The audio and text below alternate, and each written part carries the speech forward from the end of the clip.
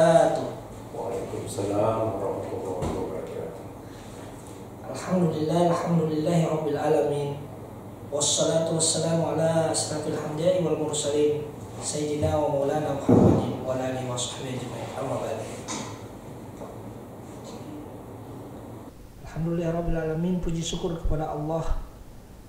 Selawat dan salam tetap tercurahkan kepada baginda Rasulullah Shallallahu Alaihi Wasallam. Sahabat pemirsa dimanapun Anda berada, hari ini kita kembali bertemu di TV channel IAIN Parepare. Tepatnya sebuah kegiatan yang dilaksanakan atau diinisiasi oleh Humas IAIN Parepare di dalam mengaktualisasikan akulturasi budaya dan Islam, sehingga podcast ada atau Rita corong moderasi beragama IAIN Parepare bisa berjalan hingga hari ini. Sahabat pemirsa dimanapun Anda berada, di hari-hari yang lalu, di sesi-sesi sebelumnya, kita mendengarkan berbagai hal, mulai dari penekanan terkait bagaimana Islam, bagaimana moderasi, bagaimana faham radikalisme, hingga pada persoalan jihad, bom, dan akhirnya kita sampai pada tema yang tidak kalah menariknya untuk kita bahas hari ini dengan tokoh panutan salah satu di IAIN Parepare yang akan membahasnya. Tema kita hari ini terkait tentang akulturasi budaya dan Islam, yaitu perspektif antara syariah, bid'ah, dan khurafat. Ini kayaknya berubah sedikit ini. Kalau kemarin terkenal TBC, sekarang kalau disingkat bisa SBK. SBT juga bisa. Beliau adalah salah satu dosen di Fakultas Syariah dan Hukum Islam. Beliau adalah Dr. Agus Muhsin MAG. Selamat datang Ustaz. Selamat datang. Sehat? Assalamualaikum. Alhamdulillah. Alhamdulillahirrahmanirrahim. Kesehatan hari ini memang sangat penting Ustaz. Ya, apalagi di tengah-tengah pandemi COVID. Betul sekali Ustaz. Sahabat pemirsa dimanapun Anda berada, perlu kami tekankan bahwa sebelum kita melakukan kegiatan ini, peraturan dan prokes kesehatan tetap kami lakukan. Salah satunya adalah menggunakan masker, menjaga kerumunan. Di ruangan ini bisa menghampiri 10-20 orang, tetapi kami menggunakan hanya daripada 30%, yaitu jumlahnya ada 3 orang. Selanjutnya kita kembali ke persoalan kita hari ini terkait tentang akulturasi budaya dan Islam atau tema besar kita yang akan dibawakan oleh Ustaz. Selain menjadi dosen faksi, beliau juga menjabat atau mengemban tugas di IAIN Parepare selaku wakil dekan di Fakultas Syariah dan Hukum Islam IAIN Parepare. Oh ya, ada yang kelupaan. Beliau juga merupakan pengasuh dari Pondok Pesantren Mahat Mas Udiyah di Dirasatil Quran, tepatnya di Parepare juga. Di beliau sambil memberikan pendidikan di kampus juga aktif di luar daripada kampus, terutama pada pesantren beliau.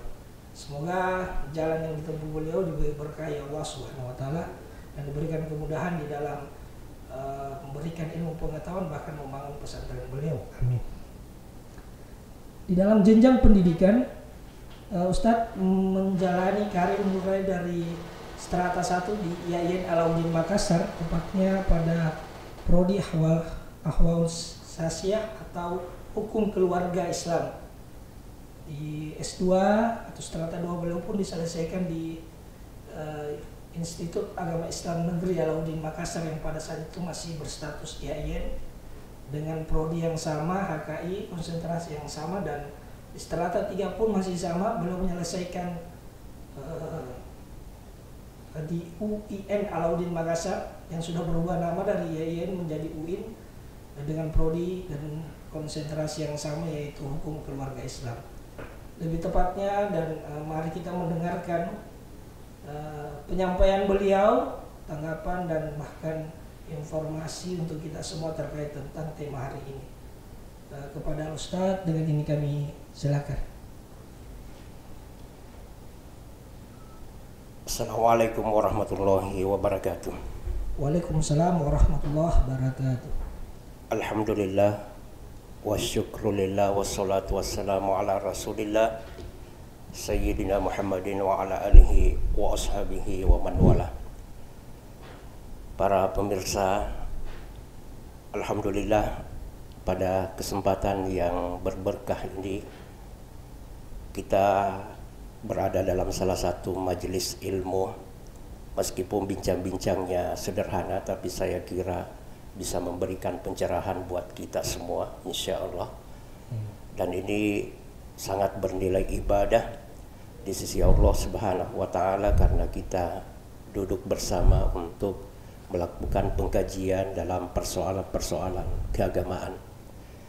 Demikian halnya kita kirimkan salam dan salawat kepada junjungan kita Nabiullah Muhammad sallallahu alaihi wasallam. Allahumma shalli wa sallim wa barik alaihi. Semoga dengan doa-doa salawat yang kita curahkan kepada beliau senantiasa menjadi spirit buat kita demi untuk keselamatan dunia dan akhirat kita.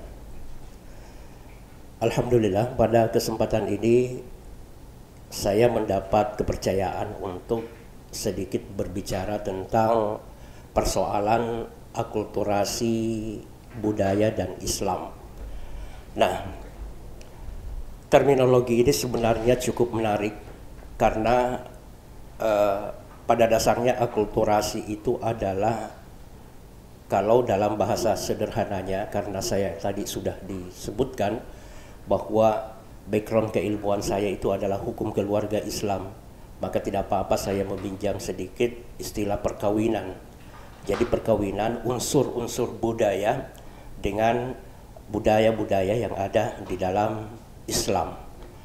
Kalau kita melihat bagaimana histori daripada ajaran-ajaran yang dibawa oleh para nabi dan rasul, mulai dari Nabiullah Adam alaihissalam hingga nabi dan rasul sebagai khatamul anbiya Rasulullah Muhammad sallallahu alaihi wasallam, memang syarat sekali dengan budaya-budaya yang diwariskan secara turun-temurun.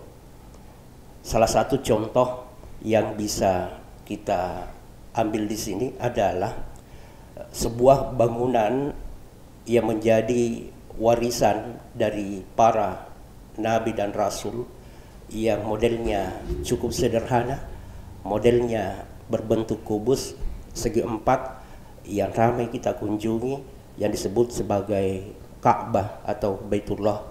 Itu adalah hasil dari buah karya manusia, bangunan-bangunan yang dibangun oleh manusia yang secara turun-temurun, lalu kemudian hingga pada saat sekarang ini Ka'bah ini menjadi pusat daripada pelaksanaan ibadah ketika kita melakukan tawaf. Ini adalah hasil karya dari manusia. Bangunan-bangunan itu adalah hasil karya dari manusia. Lalu kemudian dari bangunan ini membentuklah sebuah budaya yang secara turun-temurun budaya ini menjadi sebuah peradaban. Jadi awalnya merupakan sebagai thaqafah, lalu kemudian lambat laun menjadi peradaban. Thaqafah ini, budaya ini lambat laun berubah menjadi sebuah peradaban, namun tidak bisa dipungkiri bahwa persoalan ini tetap ada keterkaitan dengan persoalan ibadah. Nah, ini membuktikan bahwa di dalam Islam itu tetap menerima perubahan-perubahan budaya itu, ya, perubahan-perubahan budaya yang oleh para sarjana-sarjana syariah, karena kebetulan di sini saya melihat ada kajian secara khusus syar'i, kemudian bid'ah dan khurafat. Nah, ini cukup menarik sekali. Maka saya ingin melihat dari aspek syar'inya lebih awal, bahwa ternyata dalam kaidah-kaidah syar'i itu kita kenal syar'un ma qablana. Nah, jadi syariah sebelum kita. Nah, ini adalah salah satu kaidah-kaidah yang dijadikan sebagai manhaj, metode untuk menentukan satu hukum di dalam Islam, bahwa ada banyak syariat-syariat yang menjadi warisan daripada orang-orang terdahulu sebelum Rasulullah Shallallahu Alaihi Wasallam dilantik menjadi nabi dan rasul. Seperti pelaksanaan tawaf itu pada dasarnya bukan hanya pada masa Rasulullah Shallallahu Alaihi Wasallam orang bertawaf di Ka'bah, tapi pada saat ketika Allah memerintahkan kepada Jibril untuk meletakkan posisi Ka'bah, maka ketika itu Jibril diminta untuk bertawaf. Lalu kemudian Jibril membaca subhanallah walhamdulillah wala ilaha illallah wallahu akbar. Lalu kemudian Nabiullah Adam alaihissalam juga pernah diminta untuk bertawaf. Ya, hingga pada masa Nabi Ibrahim maka Ka'bah itu kembali ditemukan, lalu kemudian dijadikanlah tempat-tempat untuk bertawaf sampai pada masa Rasulullah Shallallahu Alaihi Wasallam dan dijadikan sebagai syariat bagi umat Rasulullah Shallallahu Alaihi Wasallam untuk bertawaf. Bangunannya segi empat, lalu kemudian bangunan ini kalau dia bagian daripada budaya atau agama, kalau dikatakan budaya maka boleh jadi budaya itu akan berubah. Pertanyaannya sekarang, apakah model kubus itu bisa dirubah menjadi bundaran kalau dia adalah budaya? Nah, ini cukup menarik sekali sebenarnya kajian-kajian seperti ini. Tapi kita tidak usah berpikir akan persoalan-persoalan itu. Mau merubah model Ka'bah menjadi bundaran, yang model bundaran, sehingga memudahkan orang untuk melakukan tawaf. Nah, kita tidak usah sampai pada persoalan-persoalan rasio yang terlalu jauh pada persoalan perubahan-perubahan itu. Kita tidak akan mungkin melakukan itu.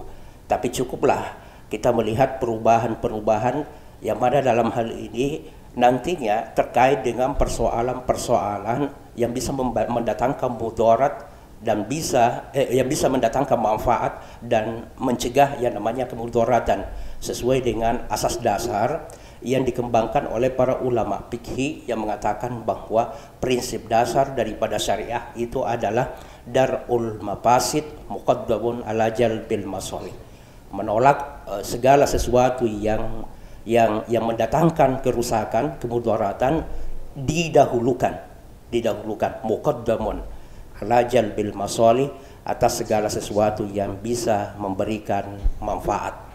Jadi ketika diperhadapkan ada sesuatu yang mendatangkan mudarat dan ada sesuatu yang bisa memberikan manfaat, maka yang mana yang harus didahulukan?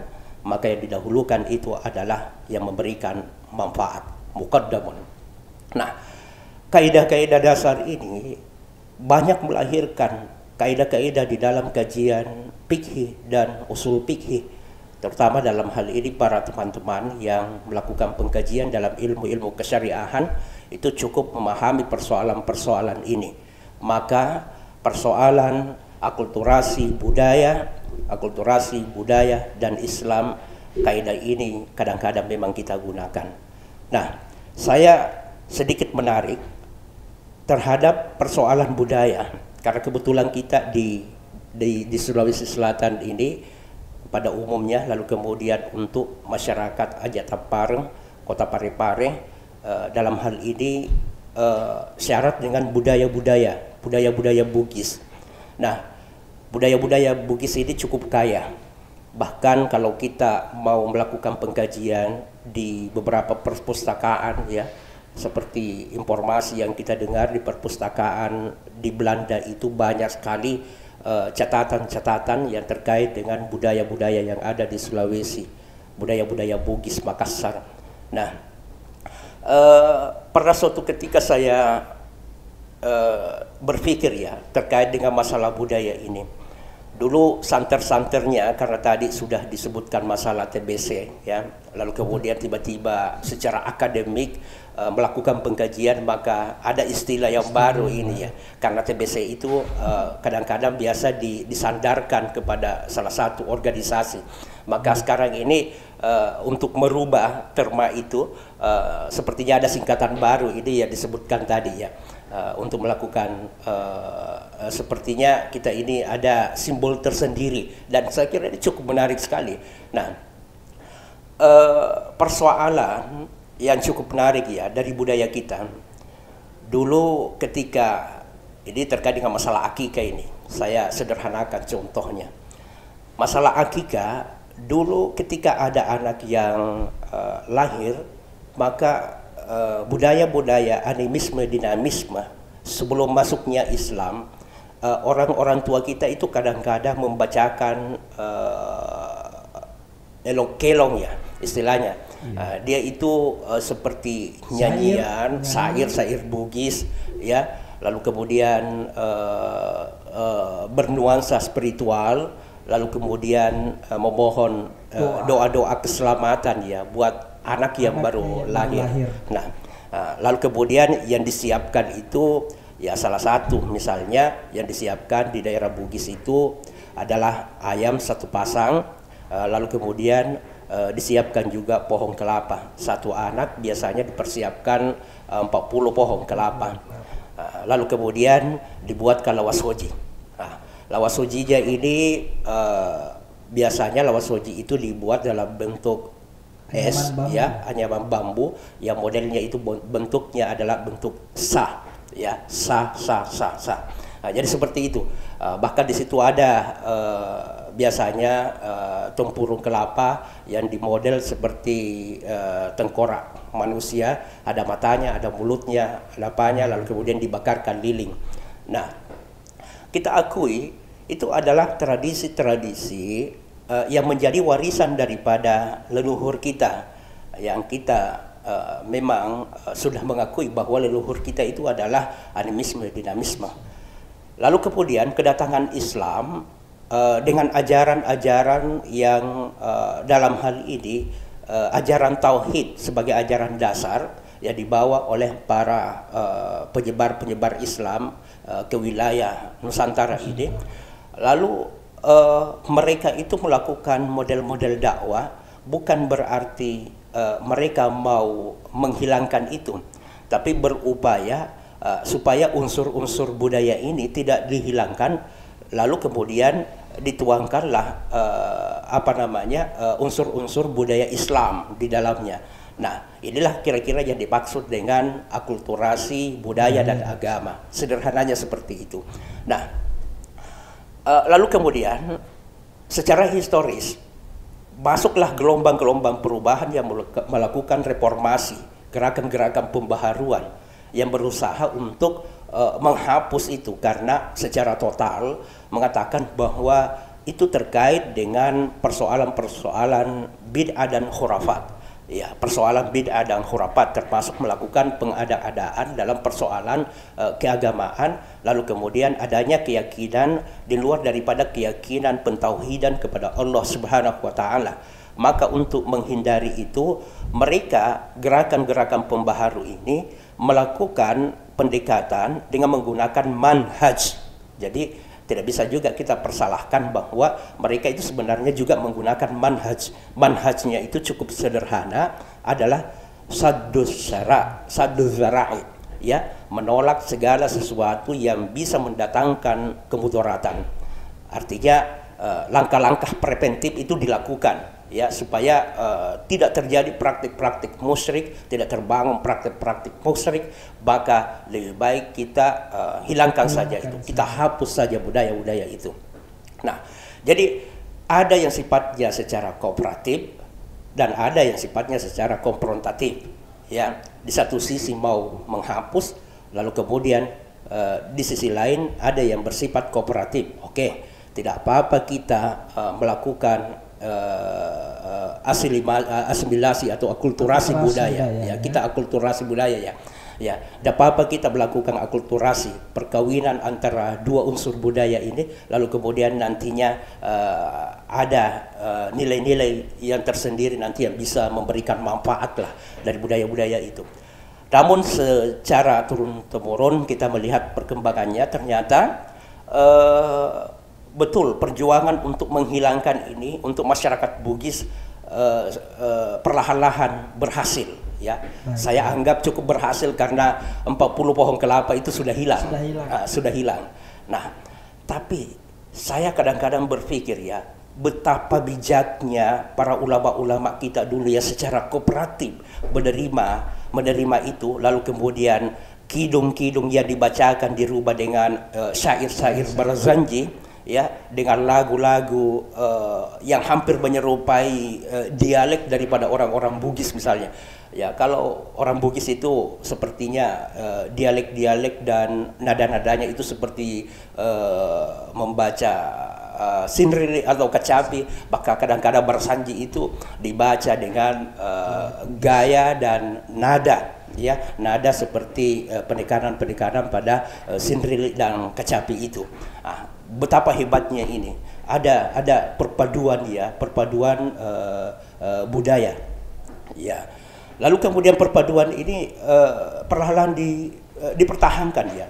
Kelapanya dipertahankan, 40 kelapa itu dipertahankan, lalu kemudian bakar liling itu juga dipertahankan, tapi tidak masuk dalam nuansa persoalan keagamaan, hanya sekedar bakar liling. Lalu kemudian adanya tengkorak batok kepala itu yang dimodel seperti tengkorak manusia dipertahankan, lalu kemudian perlahan-lahan dirubah keyakinannya. Tengkorak ini sebenarnya tujuannya adalah untuk mengusir binatang-binatang seperti babi supaya takuti babi, maka kita pakaikan baju, kita pakaikan apa supaya babinya itu tidak umpamanya untuk merusak, ya, bibit kelapa. Umpamanya seperti orang-orang sawah, ya, Ustaz. Ya, di sawah itu pajo-pajo istilahnya, ya. Ya, lalu kemudian simbol sa, ya, Pak Sulapa pada pada Lawasoji itu tetap dipertahankan oleh mereka. Bahkan kadang-kadang diberikan pemahaman bahwa Pak Sulapa ini adalah simbol keselamatan dari 4 arah, ya, 4 arah. Itu adalah secara simbolik pemahaman seperti itu yang diberikan, ya.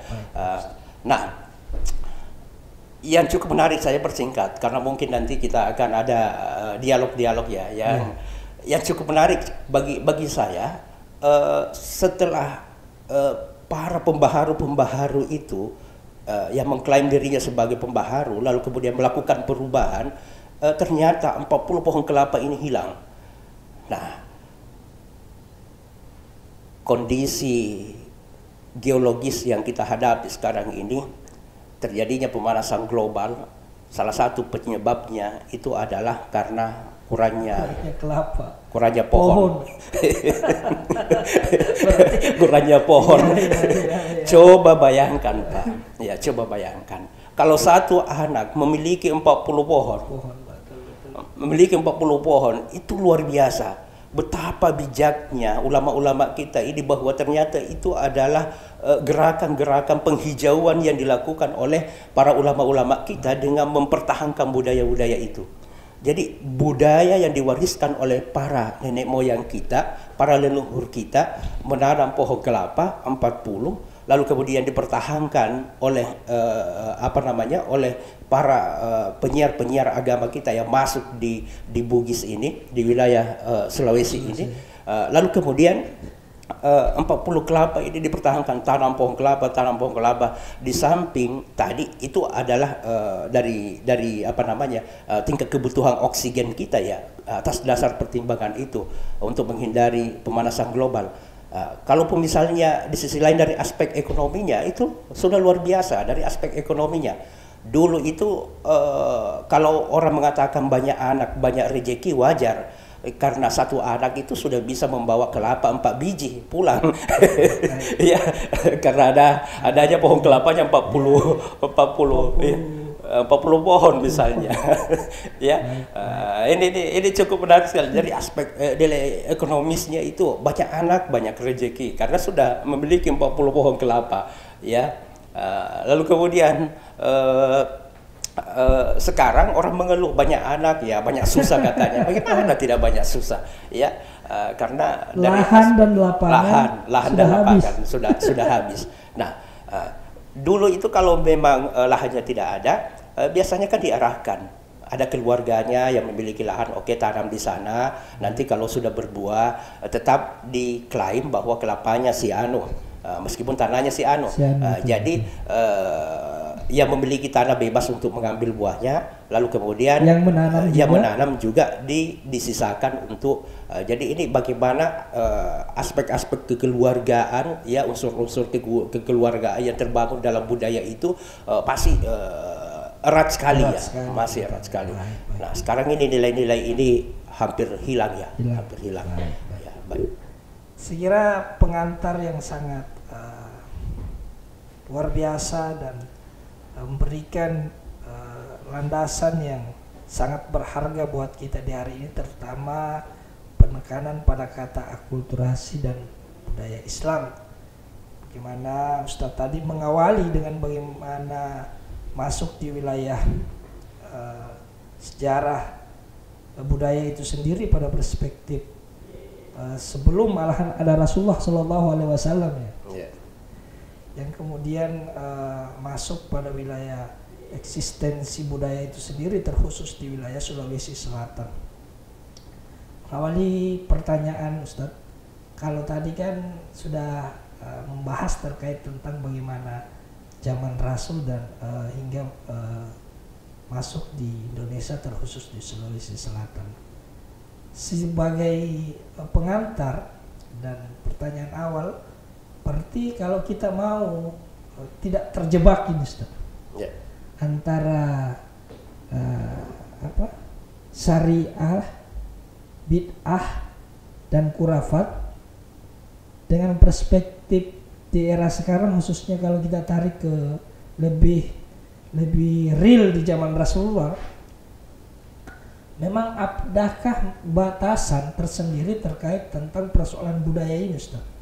Kapan budaya itu memang betul-betul dianggap sebagai wilayah bid'ah, khurafat, ataukah memang sejatinya itu tidak apa-apa lah? Silakan dulu, Ustaz. Ini mengawali di zaman. Wah, ini pertanyaannya betul-betul ini pertanyaan akademik ini kalau seperti ini. Jadi sepertinya ya, kalau dalam persoalan budaya, hampir semua ulama sudah sepakat bahwa dalam persoalan budaya, muamalah itu tidak terkait dengan masalah bid'ah. Namun dalam persoalan keagamaan, itulah yang terkait dengan masalah ibadah, ya. Mohon maaf, bukan keagamaan, ibadah. Kalau keagamaan itu sangat luas sekali. Nah, dalam persoalan ibadah itulah yang harus didasarkan kepada Al-Quran dan hadis, ya. Itulah yang didasarkan pada Al-Quran dan hadis. Nah, cuma dalam persoalan ibadah ini nantinya, kalau tadi saya sengaja memberikan satu gambaran terkait dengan Baitullah itu, yang syarat sekali dengan persoalan-persoalan keagamaan, persoalan ibadah dalam hal ini. Saya memberikan contoh. Nah, mereka sepakat bahwa persoalan budaya, muamalah tidak terkait dengan masalah bid'ah.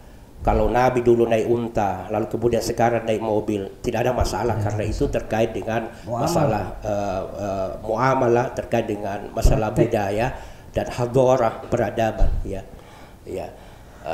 Tapi terkait dengan masalah ibadah, itulah yang sangat ketat sekali, terutama dalam hal ini terkait dengan masalah ibadah mahdah, ya, ibadah mahdah. Contoh yang saya berikan terkait dengan masalah Ka'bah tadi, karena syarat sekali dengan persoalan budaya dan agama. Sampai-sampai para ulama kita sekarang ini belum mampu melakukan pemilahan sebenarnya apa dia bagian daripada budaya atau bagian daripada agama. Bagian daripada ibadah. Ini arah yang saya maksudkan. Kan kalau zaman Rasulullah dulu jelas apapun yang dibahasakan kan kepada Rasulullah itu la raiba fi, tidak ada keraguan di dalamnya. Tetapi kan di zaman era yang orang katakan malahan dengan istilah meminjam bahasa Eropa bahwa post-truth semuanya bisa saya atau postmodernisme hari ini, maka orang selalu mau meminta apa sih buktinya, apa sih alasannya. Nah ini saya kira penekanan ini yang juga dibutuhkan daripada para ustadz, ulama-ulama kita untuk kemudian memberikan eksistensi penjelasan itu. Jadi sebenarnya di sinilah titik perbedaan di kalangan para ulama itu, karena mereka, kesepakatan mereka itu tadi, sudah jelas persoalan muamalah, persoalan budaya tidak terkait dengan masalah bid'ah. Persoalan ibadah itulah yang syarat dengan persoalan bid'ah. Lalu kemudian nantinya pada saat mereka mau menentukan, jadi titik kesepakatannya itu sudah jelas. Pada saat mau menentukan apakah persoalan ini masuk dalam persoalan muamalah, budaya atau terkait dengan masalah ibadah, di situ sudah berbeda. Nah, itulah yang dimaksud dengan masalah furu'iyah dalam kajian-kajian ilmu fikih, masalah furu'iyah. Nah, kalaupun dalam hadis yang disebutkan terkait dengan persoalan itu tadi bid'ah, saya kira cukup jelas. Man ahdatsa, siapa yang melakukan sesuatu yang baru dan mengada-adakan ma laisa minhu fahuwa raddun, man ahdatsa fi amrina, siapa yang melakukan sesuatu yang baru dalam urusan agama ini, kata Rasulullah, dan tidak terdapat di dalam Al-Qur'an dan hadis dan sunnah, maka itu tertolak, raddun, mardudun, dia tertolak, tidak bisa, kata Rasulullah. Dan itulah yang dimaksud sebagai bid'ah, di mana dalam kalimat-kalimat yang sangat terstruktur sekali sehingga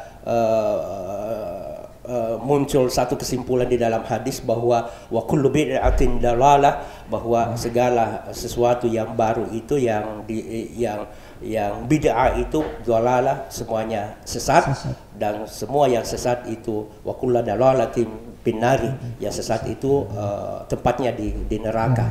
Nah, sepertinya kita secara tekstual kadang-kadang memang tergiring untuk melakukan pemahaman bahwa ada yang tertolak, itulah bid'ah. Ada yang makbul, ada yang diterima, karena adanya teks hadis tadi itu, sehingga kita secara tekstual kadang-kadang memahami dan mengambil satu metode dengan menggunakan kalau dalam istilah usul fikih namanya mafhum mukhalafah, pemahaman terbalik, logika terbalik. Kalau ada yang tertolak berarti ada yang diterima, ada yang diterima. Kadang-kadang kita berputar-putar dalam manhaj ini dengan menggunakan pendekatan itu tadi, manhaj mafhum mukhalafah. Padahal sesungguhnya tidak seperti itu, yang digunakan di sini adalah ada kaidah-kaidah am dan ada kaidah-kaidah khas. Yang kaidah amnya itu seperti apa, kaidah umumnya seperti apa, dan kaidah khasnya. Dan saya kira ini adalah kaidah khas, yang bisa kita pahami itu adalah kaidah khas yang melakukan pembatasan pada persoalan-persoalan ibadah. Itu pun ibadah yang dimaksud adalah ibadah mahdah, ibadah mahdah, ibadah inti. Nah, itu tidak secara totalitas daripada pelaksanaan ibadah. Nah, kalaupun misalnya dikatakan dikembalikan kepada Al-Quran dan Sunnah, dikembalikan kepada Al-Quran dan Sunnah, saya kira ini sudah banyak sekali juga pembahasan terkait dengan ini yang biasa kita dengar. Sebenarnya untuk secara langsung mengembalikan kepada Sunnah, Al-Quran dan Sunnah, atau orang syariah sebut sebagai dalil nas Al-Quran dan Sunnah, sebenarnya ada dua corak, ada yang modelnya ittiba, yang secara langsung berdasar kepada Al-Quran dan Sunnah, lalu kemudian ada juga yang modelnya ijtihad dan taklid, Nah, ada yang ijtihad, ada yang taklid. Nah, saya tidak mengatakan bahwa ittiba itu salah, karena juga ada dasarnya.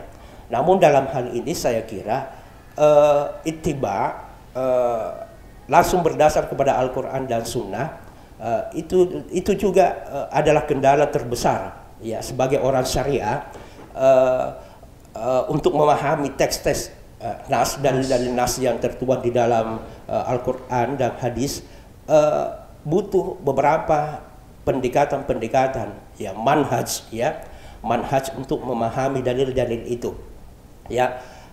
Untuk memahami dalil, supaya kita bisa memahami bagaimana hukumnya, ada dua metode di dalam kajian-kajian kesyariahan.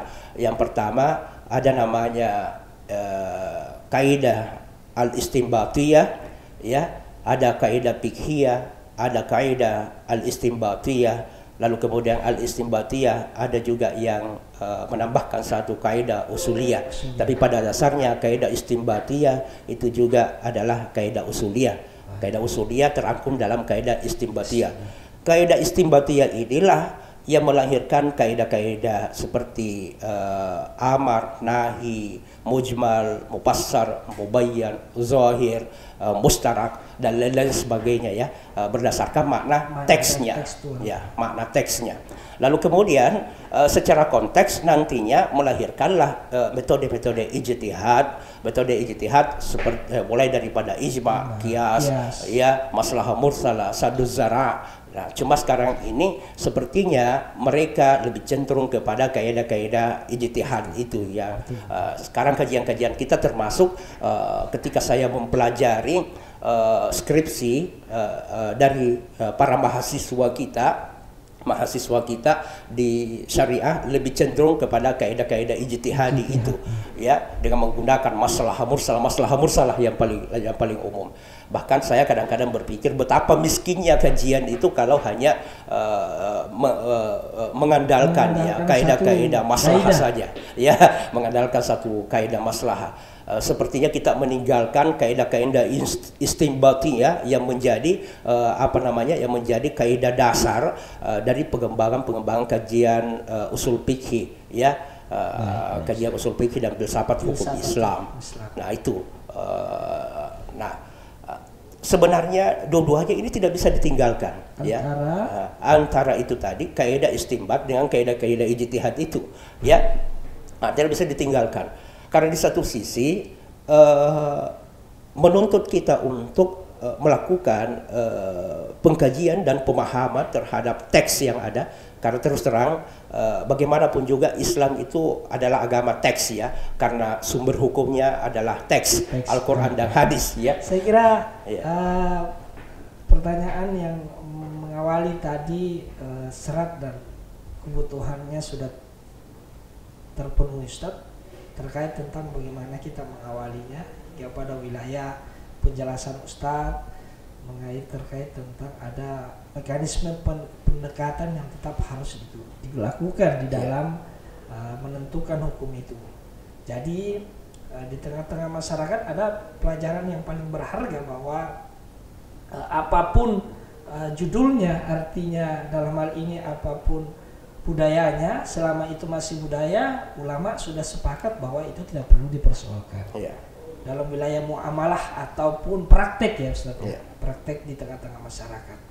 Tetapi kalau dia sudah menyangkut pada wilayah ibadah, saya kira tidak ada negosiasi di sini. Yang ada adalah penentuan ijtihad tadi ataupun persoalan pada wilayah furu'iyahnya yang tadi ya Ustaz. Saya kira itu untuk pengawalan kita bahwa tetap ada aturan, tetap ada batasan. Namun itu kembali pada wilayah, apakah dia berdiri di wilayah budaya atau dia berdiri pada wilayah ibadah. Itu yang pertama. Selanjutnya ini Ustaz, ini kalau kita jalan-jalan sekarang di persoalan 3 penekanan tadi, saya kira syariat juga sudah kena. Tetapi ini yang masih belum bisa ditemukan, dan inilah yang menjadi bagian daripada hal yang hari ini ribut di tengah-tengah masyarakat ketika persoalan bid'ah dan khurafatnya ini saya kira pendekatan tadi oke lah Ustaz. Tetapi kan masyarakat ini kondisinya hari ini tidak semuanya memahami terminologi dan pengertian yang dimasukkan tadi Ustadz. Taruhlah misalnya kalau dicontohkan tadi wilayah Jawa atau wilayah Sulawesi, tetapi kan satu hal juga tadi saya syukur di pengantar Ustadz memang benar-benar masuk akal bahwa ulama kita dulu itu ketika melakukan sebuah peraturan atau mengeluarkan sebuah fatwa bukan hanya pendekatan satu persepsi tetapi kena semua lingkungannya, kena ekonominya tadi kena. Nah, apa yang kurang hari ini di tengah-tengah ulama kita khususnya pada wilayah memberikan penjelasan ataupun tokoh-tokoh kita yang malahan kelihatan lebih pada wilayah titik perbedaan. Iya. Ustaz. Iya. Nah, baik. Jadi sebenarnya kalau dikatakan apa yang kurang, sebenarnya tidak ada yang kurang ya. Untuk ulama kita ini, alhamdulillah ya. Saya kira mereka itu kalau kita lihat kajian-kajiannya betul-betul akademis ya. Kajian-kajiannya. Cuma dalam persoalan persepsi inilah kadang-kadang kita berbeda. Ini di kalangan ulama ya. Kalau di kalangan ulama, saya kira tidak ada yang kurang. Dan memang wajar karena fakta kita sebenarnya dalam persoalan ini ada memang yang kelihatan cukup berlebih-lebihan dalam persoalan ini. Lalu kemudian di sisi lain, misalnya ada juga yang sangat teks sekali ya. Lalu kemudian di sisi lain ada juga yang berlebih-lebihan ini berlebih-lebihan memahami teks, lalu kemudian berlebih-lebihan menafsirkan teks ya, melakukan interpretasi secara teks, interpretasi terhadap teks itu secara berlebih-lebihan. Nah, ada yang coraknya seperti itu. Sebenarnya dari dulu memang bisa kita pelajari ya. Ini mungkin dari aspek historinya. Awalnya hingga abad ke-7 itu sepertinya bersifat kooperatif. Lalu kemudian pada abad ke-8 muncullah para tokoh-tokoh pembaharu ya, seperti Ibnu Taimiyah, lalu kemudian Asy-Syatibi dengan teori-teori maslahahnya itu. Sebenarnya Syatibi ini cukup terkenal sebenarnya dengan teori-teori maslahah itu. Nah, sebenarnya yang menjadi kekhawatiran daripada Syatibi itu karena terlalu berlebih-lebihannya orang memahami teks itu ya. Terjadi gerakan-gerakan pembaharuan dengan melakukan pemahaman-pemahaman terhadap teks, lalu kemudian melahirkan penafsiran-penafsiran baru ketika itu. Tapi kadang-kadang terlalu berlebihan. Maka muncullah Asy-Syatibi dengan teori maslahahnya itu untuk menekan ya, sebenarnya memberikan peluang di satu sisi untuk melakukan pendekatan rasio, tapi di sisi lain juga menetapkan rambu-rambunya supaya tidak kebablasan menggunakan pendekatan rasio itu ya. Maksudnya tidak kelewatan, tidak kebablasan ya. Karena kita sekarang ini sepertinya memang di satu sisi ada yang sangat kebablasan ya untuk melakukan pendekatan secara rasio. Seperti terkesan bagaimana manhaj dari At-Tubi yang mengatakan bahwa taqdimul aqli ala zahirin nassi, mendahulukan kekuatan daya nalar, kekuatan rasio daripada zahir nas. Itu kadang-kadang memang berlebihan ketika dalam pemahaman seperti itu. Nah, inilah yang sangat dikhawatirkan dengan munculnya pemahaman dan penetapan batas-batas penggunaan rasio oleh Asy-Syatibi dengan menetapkan kaidah maslahah mursalah. Ya, lalu kemudian kaidah-kaidah maslahah ini ad-daruriyah, melahirkan ad-daruriyah, al-hajiyah dan tahsiniyah yang saya cukup prihatin juga karena ternyata kita ini kita sepertinya lebih cenderung kepada maslahah mursalahnya saja ya, maslahah mursalahnya. Kita tidak mau melakukan pengkajian apakah maslahah itu adalah maslahah bagi pembuat hukum. Karena sekarang ini kita maslahah, sasaran kajian kita itu adalah masalihul mukallaf ya, pada maslahat yang didasarkan pada subjek hukum. Ya, subjek hukum ini yang banyak sekarang ini. Ini yang banyak. Tidak kembali kepada pembuat hukum. Tidak kembali kepada maslahat pembuat hukum. Nah, itu yang ditinggalkan. Jadi pada akhirnya melahirkanlah para ulama-ulama yang tadi saya mengatakan kebablasan, bahkan terlalu berlebihan karena masalah mukallafnya yang menjadi penekanan itu. Ibaratnya adalah hukumnya yang tidak pernah berubah, sedangkan zaman berubah. Zaman berubah. Yang dirubah adalah selalu melihat kondisi subjeknya, masyarakatnya. Padahal aturannya yang perlu sebenarnya update. Ya. Ibaratnya seperti itu. Ya. Jadi masalah mukallafnya itu subjeknya. Dia tidak pernah melihat bahwa di sisi lain masih ada juga masalah si pembuat hukum ini. Betul. Ya. Si pembuat hukum ini seperti apa misalnya. Nah, pada akhirnya penekanan terhadap satu sisi ini sehingga kelihatanlah terlalu berlebihan karena penekanannya terhadap subjeknya. Ya, betul. Bisa jadi karena persoalan masa lalu kemudian disamakan dengan persoalan yang subjeknya hari ini.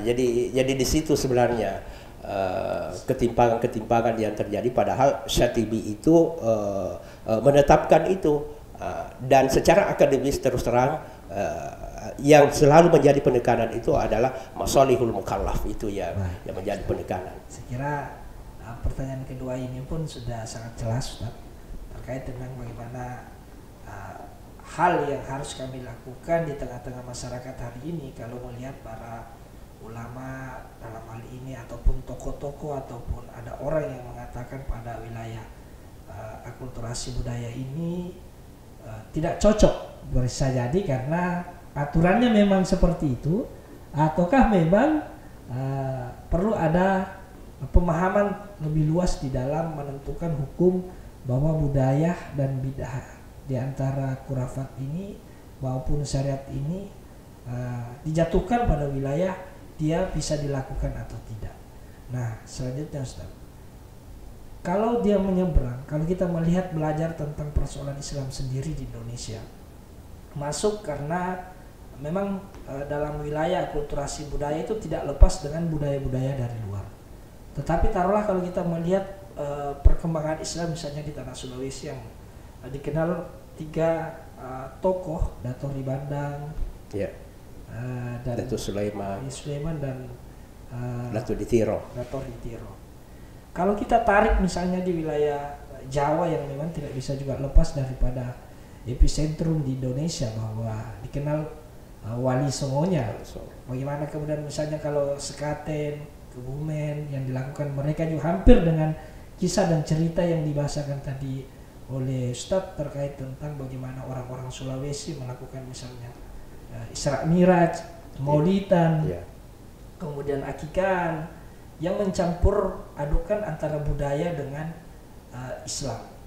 Bagi orang-orang di masyarakat sepenuhnya, taruhlah misalnya kalau kita belajar juga kisah di Langaligo ataupun di Sawergadi yang menyatakan ini Ustaz, salah satu pertanyaan paling besar yang kayak sabung ayam. Padahal sejarahnya katanya dulu orang kalau raja-raja panggil memang orang jago-jago setiap daerah untuk bawa ayamnya untuk memang kalau ada istri beliau yang mau lahir. Dulu kan belum ada kegiatan melahirkan. Jadi caranya salah satunya adalah mengumpul semua orang hebat-hebatnya setiap daerah membawa ayamnya.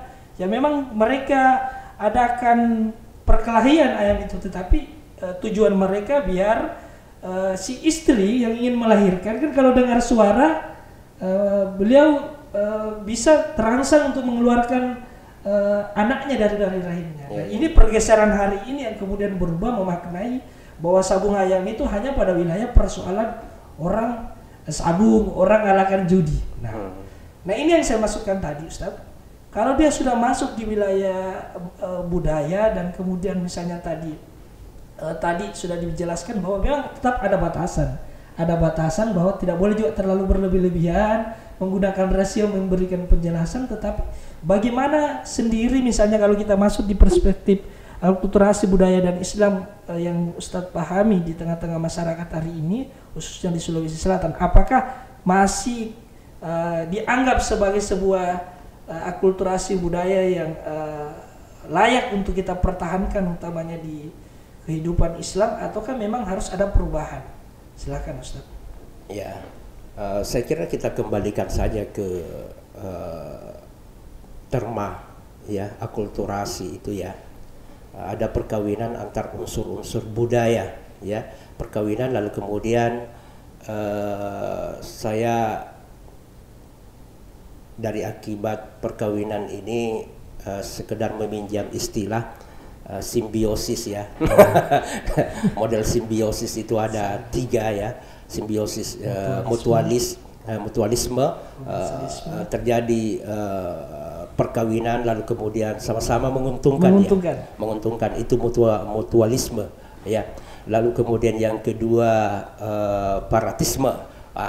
Ini paratisme ini terjadi perkawinan lalu kemudian perkawinan 2 unsur itu atau terjadi hubungan antara 2 unsur lalu kemudian yang satunya dirugikan ya karena bisa mematikan yang satu ini, parasit ya.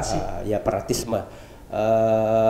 Yang satunya itu simbiosis, apa itu saya sedikit agak lupa. Komensalisme. Komensalisme itu ya. Itu simbiosis ini adalah adanya hubungan antara 2 unsur itu tadi, lalu kemudian yang satu diuntungkan, lalu kemudian yang satunya itu tidak ada apa-apa ya, tidak ada apa-apa. Itu. Jadi karena adanya perkawinan antara budaya dan Islam ini, yang kita harapkan adalah bagaimana di satu sisi budayanya dipertahankan, lalu kemudian tidak melenceng dari nilai-nilai Islam. Itu yang kita pertahankan. Kalau dulunya kidung-kidung dibacakan, maka perlahan-lahan dirubahlah menjadi doa-doa salawat yang tertuang di dalam Barzanji misalnya. Kalau dulu adalah sejarah-sejarah At-Turyulong diceritakan, maka sekarang ini At-Turyulong yang diceritakan itu adalah sejarahnya Rasulullah Muhammad sallallahu alaihi wasallam. Nah, itu. Maka persoalan ini saya kira kalau dia ditarik dalam persoalan budaya yang bernilai ibadah, karena doa-doa salawat itu juga adalah ibadah ya, ada nilai-nilai pahalanya. Pada saat kita baca doa-doa salawat ada pahalanya. Man shalla alayya wahidatan sallallahu alaihi asra. Siapa yang bersalawat kepada aku 1 kali saja, nah itu banyaknya salawat itu di dalam itu. Asrakal badrun itu anta syamsun anta badrun. Bisa dilafazkan Ustaz salah satu Allahumma kabrahul karim ya rabbi syadhi min salati wa taslim Allahumma sholli wa sallim wa barik alaihi. Bahasa Bugisnya Ustaz. Ini kan itu salawat itu jangankan Nabi yang dimuliakan, kuburannya Nabi pun bau-baunya, wangi-wanginya Nabi itu juga dimuliakan di situ ya. Betapa dahsyatnya ini. Dan Allahumma sholli ala awwali qabili litajalli minal hakikatil kulliyah. Masya Allah, saya gemetar itu ketika membaca itu ya. Ala awwali qabilin, terhadap orang yang paling pertama menerima pancaran cahaya dari Allah. Awwali qabili tajalli minal hakikatil kulliyah, pancaran. Jadi di sini emanasi ya, emanasi cahaya pertama dari Allah Subhanahu wa taala yang menjadi sebab diciptakannya segala sesuatu. Saya gemetar itu pada saat membaca itu. Saya bilang ini luar biasa ini yang mengarang ini. Ja'far Al-Barzanji ini luar biasa ini. Doa-doa salawatnya ya. Dan betapa berkahnya karyanya ini. Saya kadang-kadang berpikir betapa karya ini luar biasa. Orang lahiran dibacakan, pengantin dibacakan, bersyukur karena rezekinya dibacakan ya. Dan sejak disusunnya oleh Abu Ja'far Al-Barzanji terbangun dan beriringan dengan budaya-budaya hingga sekarang. Saya ini menghasilkan disertasi, dibaca, lalu kemudian saya jadikan buku, dibaca 1-2 kali, orang sudah bosan baca karya saya. Nah, karyanya ini luar biasa, tidak bosan-bosannya orang membaca. Ini saya kadang-kadang ya, jadi ini unsur-unsur budaya ini yang saya kira harus kita memang pertahankan unsur-unsur budaya itu, di mana dalam hal ini tidak bertentangan.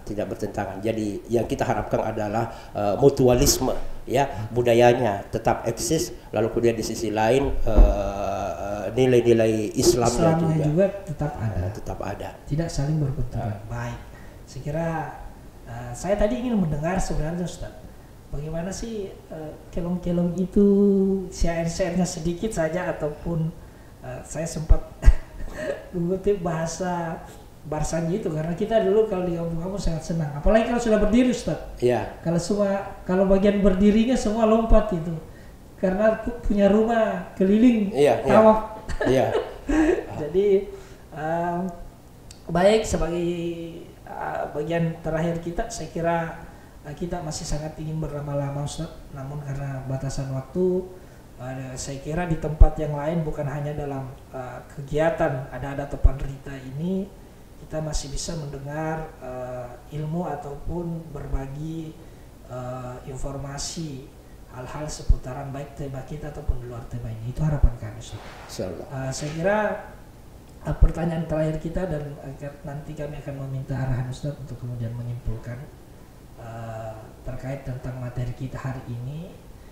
Dan paling terakhir nanti Ustaz, kami ingin menginformasikan bahwa ada Topan Rita ini bukan berarti hanya pada wilayah ilmu dan bagian daripada podcast ini yang kami lakukan, tetapi kita langsung menyambungkannya pada wilayah hal-hal yang memang sifatnya keagamaan. Apa itu? Kami berharap setiap pemateri yang hadir di kegiatan kami bisa berbagi doa. Doa itu kan ibaratnya tidak ada yang tahu siapa yang bisa diterima doanya. Nah, ibarat ini kami berharap setelah memberikan kesimpulan nanti, Ustadz bisa berdoa untuk kegiatan ini juga, agar diberikan kemudahan di situ. Ya, biasanya kalau saya berdoa itu insya Allah ijabah itu. Ini pintu langit langsung digertak gini kalau ini. Saya kira ini adalah bagian daripada kegiatan kita yang menginginkan bahwa hal ini mudah-mudahan diberikan kemudahan. Silakan Ustadz untuk kesimpulannya dan nantinya diberikan harapan terkait dalam doa. Ya, terima kasih. Jadi sebenarnya untuk menyimpulkan ini cukup berat ya, karena panjang sekali, terutama ketika kita berbicara dari aspek historisnya, mulai dari Nabi Adam tadi sempat kita bicarakan ya, bagaimana perkawinan budaya-budaya itu hingga munculnya Islam, lalu kemudian sampai tersebarnya Islam di wilayah Nusantara dan masuk di wilayah-wilayah Bugis ya. Jadi sebenarnya panjang sekali. Tapi pada intinya saya kira tadi di situ ya, bahwa unsur-unsur budaya ketika terjadi perkawinan dengan nilai-nilai Islam tidak serta-merta harus disalahkan, bahkan unsur budaya itu tidak serta-merta kita harus hilangkan ya, harus kita hilangkan. Seperti dalam pendekatan Sadduz Zara yang tadi saya kemukakan, bahwa menyumbat segala sesuatu yang bisa mendatangkan mudarat itu ditiadakan saja, dihilangkan saja. Kita tidak usah menggunakan metode itu ya. Kita belajar saja mendewasakan ya, mendewasakan umat, mendewasakan pemikiran umat itu. Dan saya kira proses pendewasaan pemikiran yang secara filosofis itu bisa dilakukan oleh para akademisi. Makanya saya kira kehadiran IAIN di Ajak Tapareng ini saya kira cukup berkontribusi, memberikan kontribusi terhadap masyarakat yang syarat dengan nilai-nilai nilai-nilai budaya itu, dan itu adalah peran kita untuk memberikan pemahaman sebagai proses pendewasaan ya, pendewasaan terhadap pemikiran-pemikiran yang secara filosofis bisa kita wariskan, bisa kita bagi ya, maksudnya kita bisa berbagi dengan masyarakat sekitar kita. Ya, masalah ini sebenarnya secara akademisi bukan menjadi sebuah permasalahan yang nantinya bisa berujung pada persoalan konflik sosial, tidak, atau konflik-konflik yang berujung pada persoalan kekerasan. Tidak akan sampai di sana ketika persoalan-persoalan itu dikaji secara akademisi.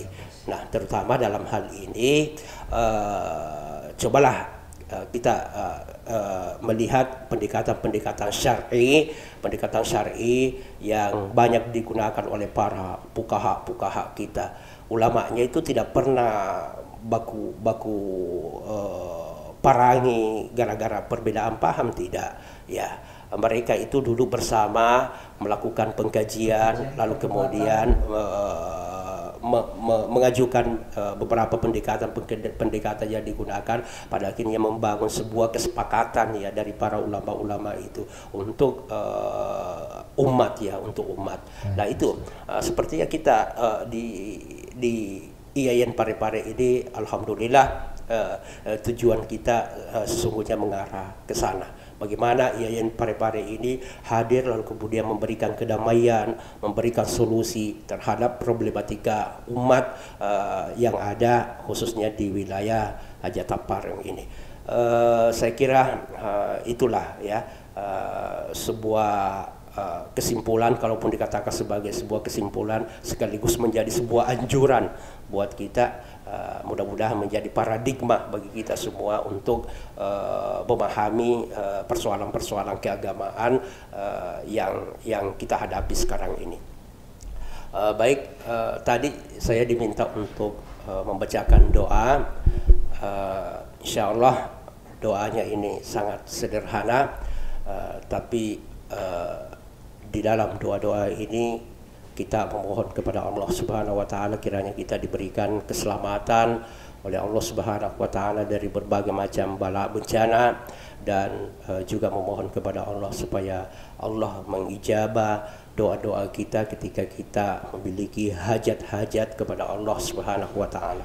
Baik, amin. Bismillahirrahmanirrahim. Alhamdulillahirabbil alamin. Allahumma shalli ala sayyidina Muhammadin wa ala alihi wa sahbihi wa sallim.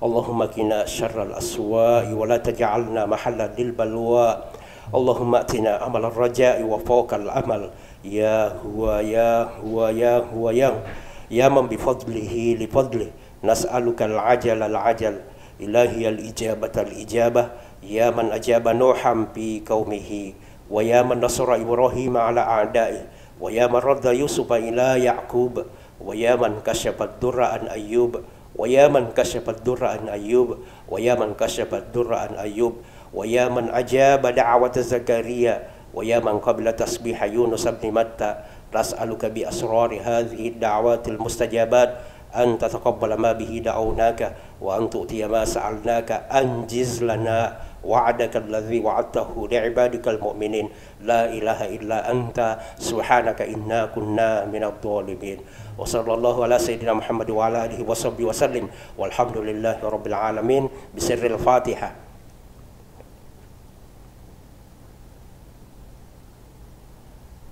Assalamualaikum warahmatullahi wabarakatuh. Assalamualaikum warahmatullahi wabarakatuh. Terima kasih sekali lagi Ustadz atas penyampaian dan berkenan hadir di podcast kami hari ini. Semoga apa yang dilakukan hari ini dapat nilai ibadah dan menjadi pencerahan buat kita semua, terkhusus sahabat pemirsa dimanapun Anda berada. Sehat selalu dan mampu melakukan aktivitas di setiap harinya. Sebagai bagian akhir dari kami dari TV IAIN Parepare, sebuah kutipan, mengambil yang baik hari ini dan jauh yang lebih baik di hari esok. Saya kira itu adalah adugium dan ayat yang sangat fenomenal buat kita semua, terkhusus pada bagian akulturasi budaya dan Islam.